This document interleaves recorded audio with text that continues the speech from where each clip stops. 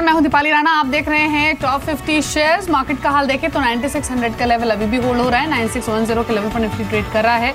आज के सेशन में अच्छा मूव देखा गया सही फार्मा शेयर्स में, अच्छी रिकवरी। रिलायंस औरबिंदो फार्मा 9% ऊपर है। कुछ और मूवर्स को देखें तो डॉक्टर रेड्डीज, लुपिन, कुछ और ऐसे शेयर्स है फार्मा से ही जो कि 2 से 2.5% तक की मजबूती दिखा रहे हैं। एनटीपीसी, हिंडाल्को, यहाँ भी अर्निंग्स का असर। हिंडाल्को नंबर्स से पहले मजबूत है, 3% ऊपर ट्रेड कर रहे हैं। एनटीपीसी में 4% की बढ़त देखी जा रही है। लेकिन टॉप 50 शेयर्स में यानी अगले आधे घंटे में हम बातचीत करेंगे उन 5 स्टॉक्स के बारे में जो कि सबसे ज्यादा बेनिफिशियरी रहेंगे मॉनसून के। यहाँ पर मॉनसून इंपैक्ट दिख सकता है।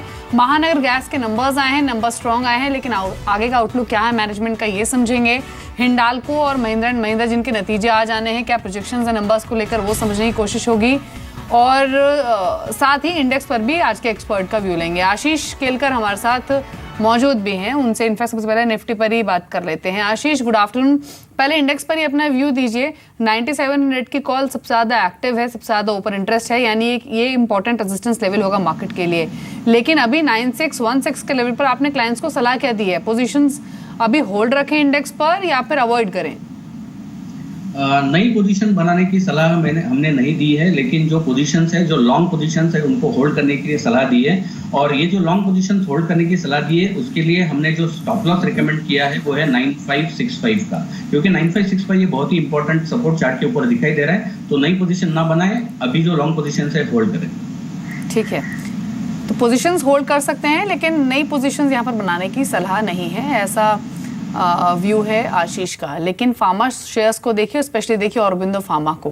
नंबर्स आए, नंबर्स तो बहुत अच्छे नहीं थे, लेकिन मैनेजमेंट की कमेंट्री अच्छी थी जिसमें उन्होंने कहा कि चैलेंजिंग एनवायरनमेंट है यूएस में, उसके बावजूद भी कंपनी ने ग्रोथ पोस्ट की है और ये ग्रोथ वो मेंटेन रखेंगे। और शायद ये कमेंट्री मार्केट को पसंद आई, इसलिए स्टॉक चला भी। आप देखिए बाकी शेयर्स फार्मा के, डॉक्टर रेड्डीज, सिप्ला, स्पार्क, स्ट्राइड्स, आशुम, ग्लेनमार्क फार्मा, इन सभी में एक अच्छी मजबूती देखी जा रही है। फार्मा स्टॉक्स पर, स्पेशली औरबिंदो फार्मा पर राय लेंगे एक्सपर्ट्स की, लेकिन उससे पहले अर्निंग्स की बात कर लेते हैं। महानगर गैस के नंबर्स आए, नंबर स्ट्रॉन्ग आए, और इन्हीं नंबर्स पर बातचीत करने के लिए हमारे साथ फोन लाइन पर सुनील रानाडे मौजूद हैं। सुनील जी नमस्कार, शुक्रिया आपने समय दिया जी बिजनेस को। सर, नंबर्स डेफिनेटली स्ट्रॉन्ग आए हैं। सबसे पहले ये जानना चाहेंगे कि वॉल्यूम ग्रोथ इस क्वार्टर में कैसी रही है आपकी, और ट्रैजेक्टरी आने वाले क्वार्टर्स को लेकर क्या है, क्योंकि होप्स तो काफी हाई है जैसे जैसे सीएनजी पीएनजी की डिमांड बढ़ रही है।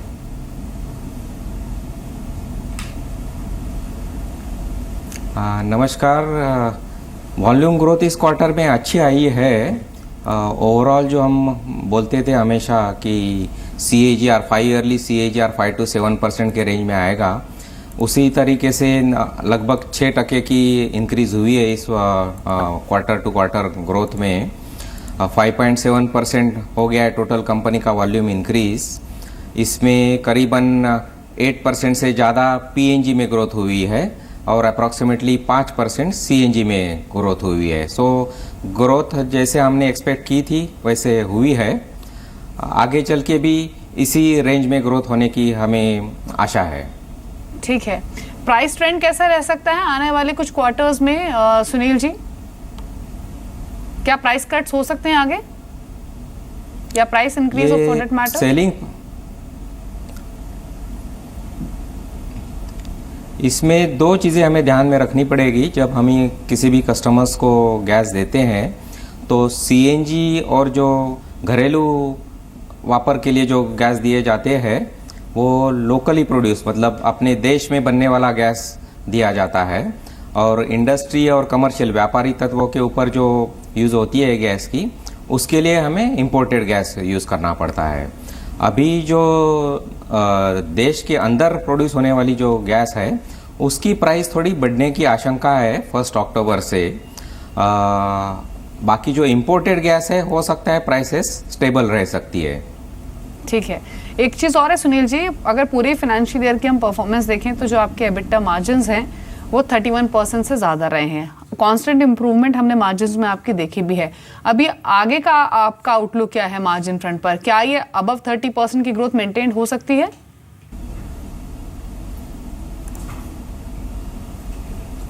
अभी मार्जिन जो है 2 चीज़ों के ऊपर निर्भर करती है। एक तो आपकी सेलिंग प्राइसेस और दूसरे है आपकी इनपुट कॉस्ट।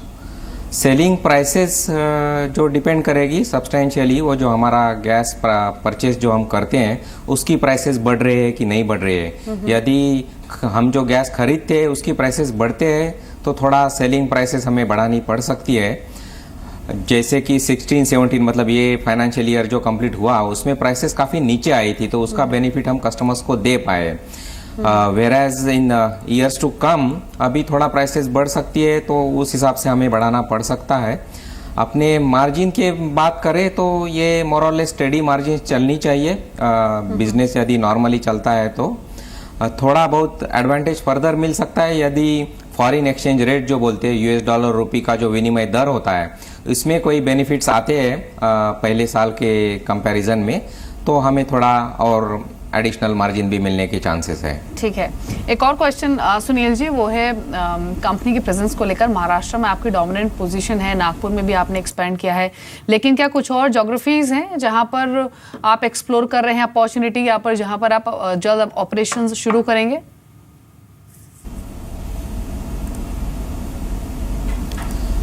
कंपनी तो कहीं पे भी ऑपरेशंस विस्तारित करने के लिए तैयार है। अभी हमारे एक रेगुलेटर है PNGRB करके, उन्होंने एक 8th राउंड फॉर बिडिंग निकाली हुई थी, उसमें भी हमने को पार्टिसिपेट किया है, हमारे प्रस्ताव दिए हैं, लेकिन उसके अभी रिजल्ट्स आने बाकी है। रिजल्ट जब भी आएंगे तभी मालूम पड़ेगा कि हमें भी कुछ एडिशनल एरियाज़ मिलते हैं कि नहीं मिलते हैं। दूसरे भी कोई अपॉर्चुनिटीज़ आती है M&A जो जैसे जो बोलते हैं दूसरी कंपनी खरीद लेना वगैरह, ऐसे भी कोई अपॉर्चुनिटीज़ आएगी तो ज़रूर कंपनी विचार करेगी। ठीक है। एंड वैसे भी हमारे जो एग्जिस्टिंग एरियाज़ भी जो है मुंबई और कल्याण, डोंबिवली, उल्लासनगर, नवी मुंबई, ये जो एरिया है काफ़ी उसमें भी पोटेंशियल है, उधर भी हमारा एक्सपांशन जारी रहेगा। ठीक है, चलिए शुक्रिया सुनील जी, आपने टाइम दिया जी बिजनेस को और अपने व्यू शेयर करें। महानगर गैस के ओवरऑल अर्निंग्स अच्छे आए हैं। जुलाई में ये कंपनी लिस्ट हुई थी, जुलाई से अब तक वन वे ट्रेंड रहा है। 471 पर लिस्ट हुआ था और अब 950 पर, तो डबल से ज्यादा हो चुका है ऑलरेडी ये स्टॉक। लेकिन अर्निंग्स के लिहाज से M&M और हिंडाल्को, इन दोनों स्टॉक्स पर आज दिन भर ध्यान रहेगा। हिंडाल्को हालांकि नंबर्स से पहले मजबूत है और M&M थोड़ा सी वीकनेस दिखा रहा है, लेकिन ये नंबर्स कैसे रह सकते हैं ये समझ लेते हैं। और इनफैक्ट हिंडाल्को की अगर हम स्पेशली बात करें तो नंबर्स अच्छे एक्सपेक्टेड हैं। नोवेलिस के हमने नंबर्स देखे भी थे, क्वार्टर 4 में रिकॉर्ड ग्रोथ नोवेलिस ने पोस्ट की थी, तो उसके बिहाफ पर हिंडाल्को से प्रोजेक्शंस अच्छी हैं। जो टोटल इनकम है वो 20% बढ़ सकती है। वहीं प्रॉफिटेबिलिटी फ्रंट पर भी नंबर्स ठीक रह सकते हैं हिंडाल्को के। वहीं महिंद्रा एंड महिंद्रा की बात करें तो पिछले कई महीनों से कांस्टेंट हमने देखा है कि जो ट्रैक्टर सेगमेंट है वहां पर इंप्रूवमेंट बनी हुई है, लगातार हमने ग्रोथ आती हुई देखी है, तो उस लिहाज से जो नंबर्स हैं महिंद्रा एंड महिंद्रा के वो इंपॉर्टेंट रहेंगे। हालांकि जो ओवरऑल प्रॉफिटेबिलिटी है वो 4% स्लिप हो सकती है, ऐसी आशंका है अगर मुनाफे का आंकड़ा हम देखें। वहीं ओवरऑल बिक्री में मार्जिनल ग्रोथ रह सकती है। लेकिन मैनेजमेंट की कमेंट्री रूरल डिमांड को लेकर क्या व्यू है और किस तरह की आगे की पाइपलाइन है कंपनी की with regards to passenger vehicle segment या फिर ट्रैक्टर सेगमेंट, ये काफी इंपॉर्टेंट रहेगा।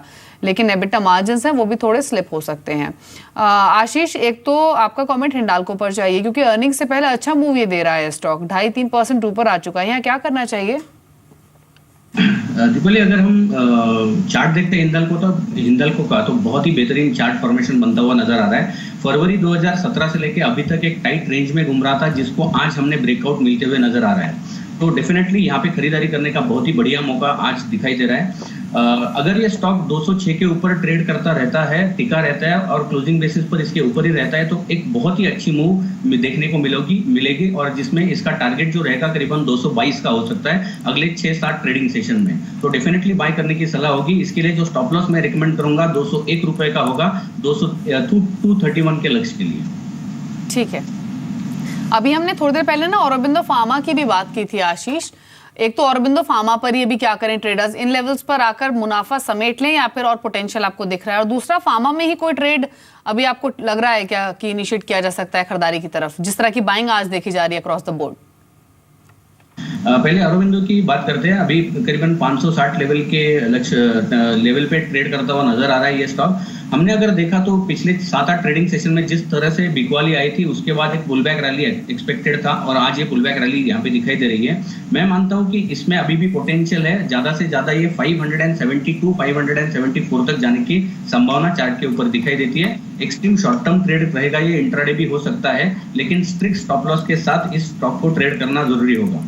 फार्मा में से अगर किसी को चुनना है तो कल, अगर याद होगा, कल मेरा 2:30 से 3:30 बजे में शो में मैंने एक स्टॉक रिकमेंड किया था जो था सिप्ला का अगर हम चार्ट देखते हैं तो उसमें भी एक अच्छा खासा उछाल हमने कल भी देखा है और आज भी वो कंटिन्यू रहता हुआ नजर आ रहा है। इसमें खरीदारी करने की सलाह होगी। 521 का टारगेट चार्ट के ऊपर अभी दिखाई दे रहा है आज के या कल के ट्रेडिंग सेशन में, और इसके लिए मैं स्टॉप लॉस 504 रुपए का रिकमेंड करूंगा 521 के लक्ष्य के लिए। ठीक है, तो सिप्ला पर रिव्यू दिया है और फार्मा पर भी बाइंग थोड़ी और एक्सटेंड हो सकती है। अभी अगर आपने पोजीशंस बनाई हुई हैं तो होल्ड कर सकते हैं। सिप्ला अच्छा लग रहा है, नई पोजीशंस के लिहाज से खरीदारी की सलाह दी जा रही है 510 के टारगेट्स के लिए। लेकिन आज एक और पॉकेट है, हालांकि बहुत ज्यादा बाइंग, अगर आप स्पेसिफिक पॉकेट सोच रहे हो तो ऐसी कोई स्पेसिफिक पॉकेट नहीं है बारिंग फार्मा जो कि अच्छा मूव दे रही हो, लेकिन एक लेदर स्पेस में बाइंग जरूर है। बाटा, लिबर्टी, मिर्जा इंटरनेशनल, यहाँ पर अच्छा खासा सपोर्ट है। लिबर्टी कैसा लग रहा है आपको? विद वॉल्यूम्स अच्छा खासा सपोर्ट है और बाटा भी काफी एक्टिव है डेरिवेटिव्स में। आशीष? यस, लिबर्टी अगर हम देखते हैं तो करीबन 9% ऊपर है, 186 ऑड लेवल पे ये स्टॉक ट्रेड कर रहा है। इसका अगर हम चार्ट एनालाइज करते हैं, डेली चार्ट अगर हम एनालाइज करते हैं तो इसमें अभी भी थोड़ा पोटेंशियल है ऊपर जाने का, और मैं मानता हूं कि आज ही वो 194 तक जो गया था वहां तक वापस जाने की संभावना दिखाई दे रही है। अभी भी बाय कर सकते हैं, लेकिन स्ट्रिक्ट स्टॉप लॉस होना चाहिए। स्टॉप लॉस होना चाहिए 181.5 का, और लक्ष्य होगा आज या कल के ट्रेडिंग सेशन में 194 का। ठीक है, तो लिबर्टी 194 तक के टारगेट एक्सपेक्टेड है। 185.70 पर अभी ये शेयर ट्रेड करा, तो लिबर्टी पर आप ध्यान दे सकते हैं आज के सेशन के लिए। एक बात देख लेते हैं पूरे ही एडीएजी पॉकेट को। कल काफी हैमरिंग हुई स्पेस की। आज के सेशन में अब तक हमने देखा था कि आरकॉम को छोड़ के बाकी सभी स्टॉक्स अच्छी मजबूती दिखा रहे थे, लेकिन अब आरकॉम भी रिकवर हो चुका है और सभी शेयर्स अब रिकवरी ले रहे हैं। आरकॉम, साथ ही आप देखिए आज के सेशन में रिलायंस कैपिटल, रिलायंस इंफ्रा, इन सभी में बाइंग देखी जा रही है।